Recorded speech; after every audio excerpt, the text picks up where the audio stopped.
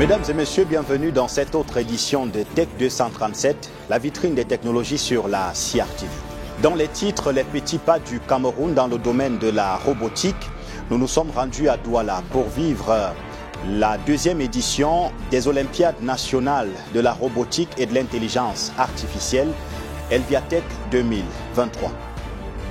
Le génie de la semaine met son talent au service de la formation des jeunes passionnés de la robotique.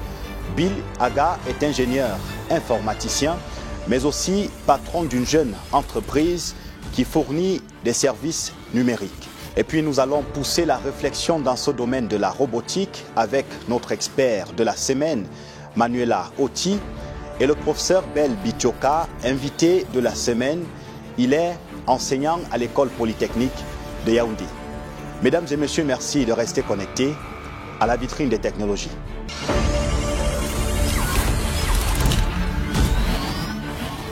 Il suscite autant de fascination que de crainte. Mais dans cette édition de Tech 237, nous n'allons pas faire le procès des robots.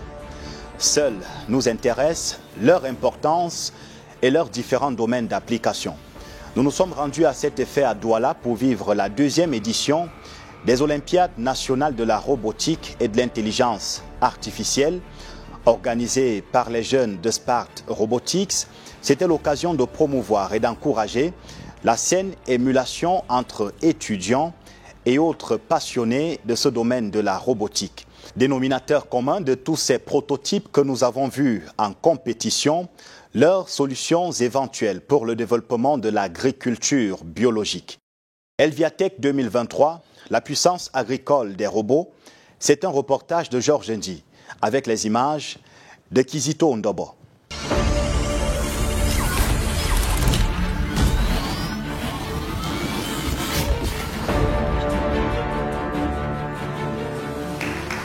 Dans cette salle, une centaine de jeunes venus des grandes écoles et universités du Cameroun.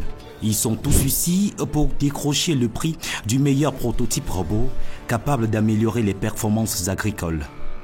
C'est l'objectif visé par ces Olympiades nationales de la robotique et de l'intelligence artificielle organisées ici à Douala par Elviatech.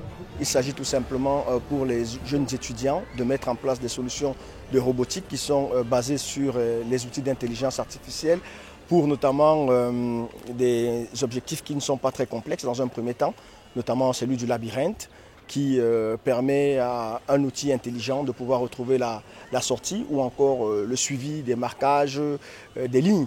Et cela, notamment, ce sont des signes précurseurs ou des idées précurseurs qui pourront aider à mettre en place d'autres projets réalistes qui peuvent permettre de résoudre les problèmes de développement durable dans notre contexte. Après la cérémonie d'ouverture, la compétition est lancée. Les jurys rappellent les règles du jeu. L'édition 2023 des Olympiades soumet les candidats à 8 épreuves, dont une partie intellectuelle, une partie également ludique, parce que nous avons voulu mêler en fait l'utile à l'agréable. Donc parlant donc des étapes, nous avons par exemple le défi d'innovation qui se lie au thème et qui est un défi qui permet au robot par exemple de cueillir des fruits.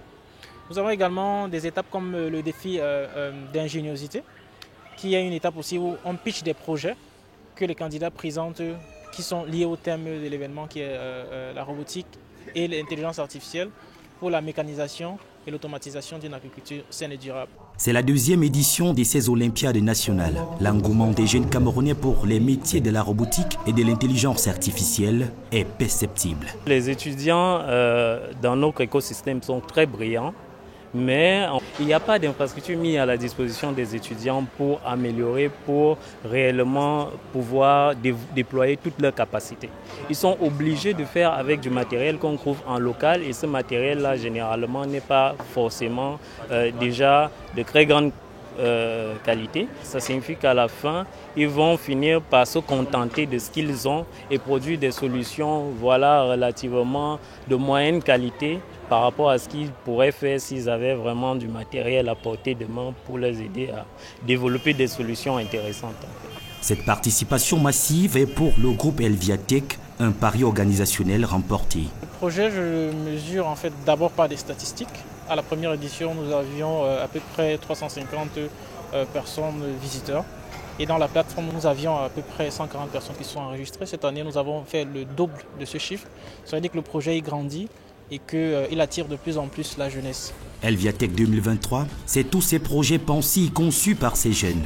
Les vainqueurs de cette édition auront en plus de leur prix l'encadrement de quelques experts pour les aider à sortir de la phase de prototype où meurent généralement dans l'œuf tous ces beaux rêves.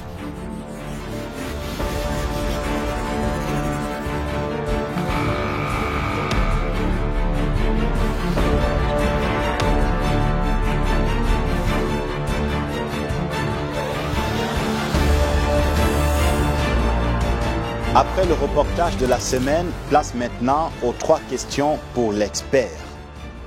Manuela Augusta Oti, vous êtes ingénieure en robotique industrielle et doctorante en robotique et matériaux.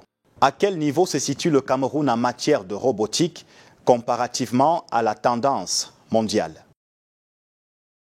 Le domaine de la robotique au Cameroun, comparé à la tendance mondiale, est en état encore embryonnaire parce que on a des problèmes d'approvisionnement de matériel pour le développement des projets, mais aussi parce que la fédération, donc le partage de connaissances dans ce domaine, n'est pas encore bien développé. Toutefois, au Cameroun, on retrouve plein de startups qui proposent des solutions qui intègrent la robotique, mais également l'intelligence artificielle qui, elle, a une très forte croissance mondiale.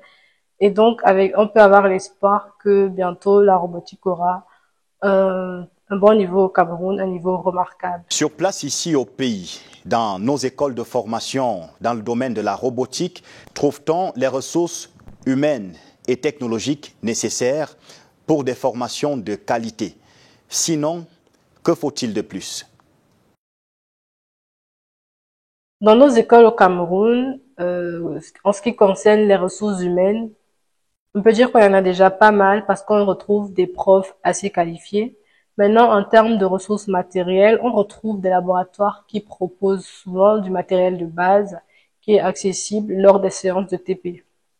Ces matériels ne sont pas forcément accessibles aux étudiants en dehors des heures de TP ou aux étudiants qui sont extérieurs aux formations.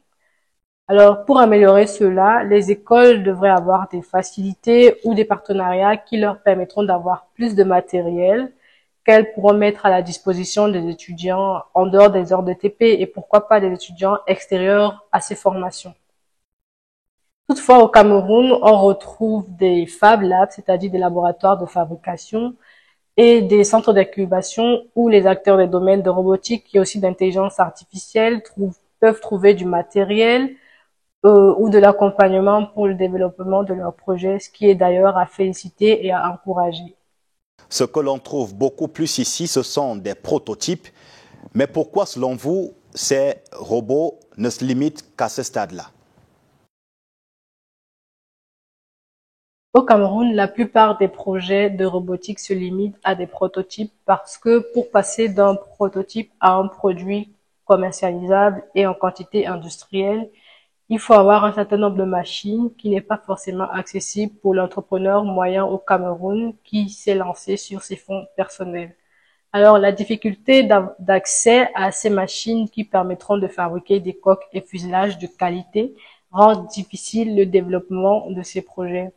Donc, pour améliorer cela, si les entrepreneurs ont plus accès à des grands financements, ils pourront pourquoi pas acquérir les machines et donc mettre sur place au Cameroun une unité de fabrication.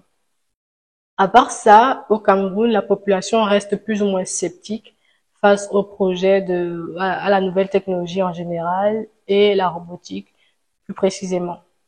Donc un travail doit être fait pour habituer les populations à ce domaine et laisser la place à ce domaine qu'il mérite pour permettre à la société de se développer.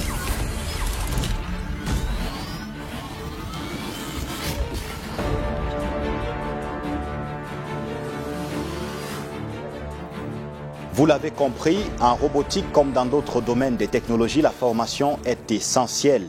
C'est ce à quoi s'attelle au quotidien le génie de la semaine.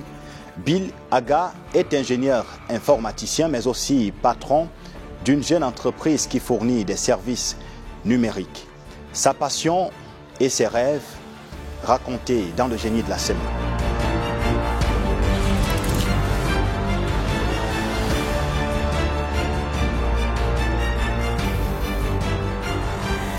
La Startup Accelerator Programme, c'est un programme d'accélération des startups et des jeunes qui ont des idées d'entreprise ou des idées de petites et moyennes entreprises. Le programme a commencé depuis mars, là où nous avons travaillé avec plus de 70 startups et 30 ont fait les 5 mois de préparation pour ce jour. Ce jour, c'est le fellowship. Nous avons eu 3 journées d'entraînement, 3 journées de formation, 3 journées de networking. L'idée, c'est de présenter ces startups à une communauté des stakeholders, la communauté des ministères, la communauté des investisseurs et aussi des potentiels partenaires ou clients qui peuvent aider ces startups à aller au prochain niveau. Donc, l'idée du Startup Accelerator Programme, c'est d'accélérer les idées de ces startups pour qu'ils deviennent des entreprises ou bien des startups complets. Avant de sélectionner les 100 startups qui devaient parcourir le programme, nous avons examiné l'idée. L'idée, ça devait être créatif, innovante. Ils devaient aussi utiliser la technologie d'une manière ou d'une autre pour pouvoir promulguer leurs activités. Et nous avons aussi évalué l'équipe. Est-ce que l'équipe pouvait réaliser ce projet? Est-ce que l'équipe avait certaines compétences nécessaires pour le faire? Et aujourd'hui, pendant ces 6 mois, ces startups ont eu des formations accélérées pour pouvoir développer leur potentiel entrepreneuriat.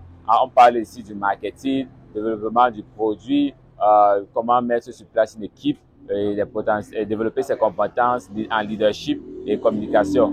Donc, nous avons passé plus de 6 mois là où ils ont appris toutes ces aptitudes. Et aujourd'hui, maintenant, ils vont démontrer comment ils ont implémenté ça dans les startups pour pouvoir avoir développé.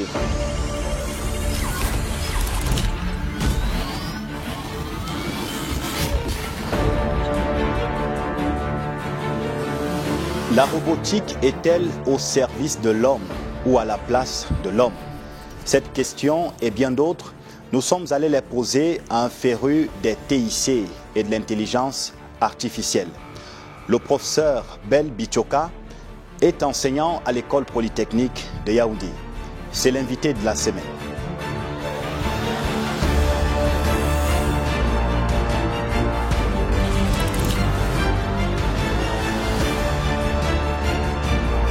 Professeur, est-ce qu'il y a des risques à mesurer ou alors des précautions à prendre dans la robotisation de l'agriculture, par exemple? Bien entendu, il y a des risques pour toute activité, y compris dans le cadre de l'introduction du robot dans le secteur agricole. Le robot est une machine automatique et donc il peut avoir des cas d'accident dus à la mauvaise programmation, dus à la mauvaise organisation de l'environnement de travail. Et si c'est des robots lourds, il peut avoir beaucoup de conséquences en cas d'accident, vous imaginez. Mais il y a également les risques sociaux. Si la société n'est pas bien organisée et qu'on introduit les robots, ça peut créer du chômage, ça peut créer d'autres problèmes. Donc il faut faire une étude économique vraiment sérieuse qui tienne en compte l'environnement social, les contraintes du secteur agricole, les contraintes du secteur de la finance et les contraintes du marché pour en réalité éviter le maximum de dégâts que pourrait poser l'introduction de ce genre de machine. Mais dans l'ensemble, si une étude est bien réalisée, je pense que le but d'une étude, c'est de lever les problèmes que poserait un changement quelconque. Si c'est bien fait, il y a moins de risques que d'avantages d'utiliser les robots. Comme je disais tout à l'heure, les tâches agricoles sont des tâches lourdes. Donc, ce n'est pas des tâches qui naturellement sont faites pour des hommes. Si les machines peuvent exécuter ces tâches, tant mieux. Et donc, si le projet est bien calibré sur le plan financier et social, bien entendu, il y a des problèmes, mais ces problèmes peuvent être négligés. Parce que à l'époque de l'Union soviétique, n'oubliez pas la mécanisation du travail, même l'exploitation de l'humain, le marxisme, c'est ça. C'est-à-dire qu'on peut mettre la masse dans la production. Et c'est cette idée qui a amené à dire, mais au lieu de mettre la masse humaine, on peut mécaniser les systèmes. Donc, en fait, les systèmes soviétiques, c'est eux qui ont conduit la philosophie, le raisonnement de l'organisation du travail selon Karl Marx, la productivité selon Karl Marx. C'est cette idée-là qui a amené au développement de la robotique. Donc, ce n'est pas un hasard si l'idée du robot naît d'abord en Union soviétique avant de se répandre ailleurs.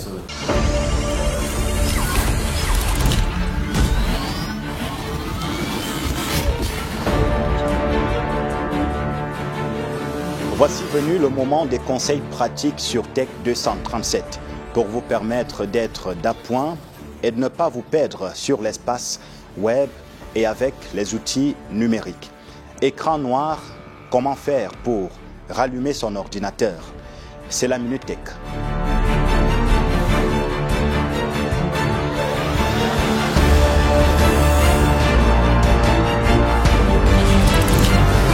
Si l'écran vire au noir afin d'afficher la page d'ouverture de session, il faut lui forcer la main. Maintenez pour cela marche-arrêt, enfoncez durant 10 secondes pour éteindre le PC. Rallumez la machine, puis, sitôt le lancement de Windows amorcé, appuyez de nouveau sur le bouton marche-arrêt, enfoncez durant 10 secondes pour forcer l'extinction. Répétez encore une fois l'opération, démarrage, puis arrêt forcé. Allumez une dernière fois le PC, maintenez la touche majuscule du clavier enfoncée, cliquez sur le bouton marche-arrêt et sélectionnez redémarrer. Au redémarrage, Windows affiche un écran d'options. Cliquez sur dépannage. Dans la nouvelle page qui s'affiche, optez pour options avancées, enfin sur paramètres. La page présente le mode démarrage de Windows sélectionné, puis cliquez sur le bouton redémarrer. L'ordinateur redémarre et affiche une série d'options. Pressez la touche 4 dans la rangée supérieure du clavier afin de redémarrer en mode sans échec. Tech 237, c'est terminé pour cette édition. Merci à nos équipes rédactionnelles et techniques. Mesdames et messieurs, merci de vous être connectés à la vitrine des technologies.